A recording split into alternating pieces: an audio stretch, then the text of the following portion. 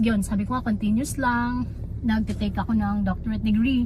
Pero alam nyo guys, yung doctorate degree ko, it took almost 6 years for me to finish, and ang mahal ng gastos kahit nasa public school ako nag-aaral. And there were times really na talagang gusto ko nang give up, yung when you feel like you're so fed up and you're so tired that you just wanna give up.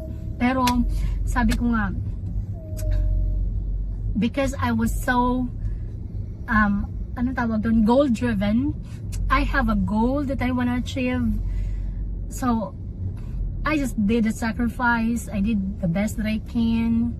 And during that time, you know, my husband my husband is my #1 supporter. Like, there were times really that I felt like giving up, pero yung itong asawa kong to, dati hindi ko pa to asawa.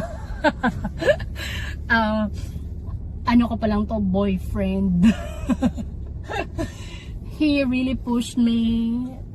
Talagang when I felt giving up, sinasabi niya sa akin, no, you can't give up right now, you're near, and so on and so forth. Talagang yung support ng aking boyfriend, super.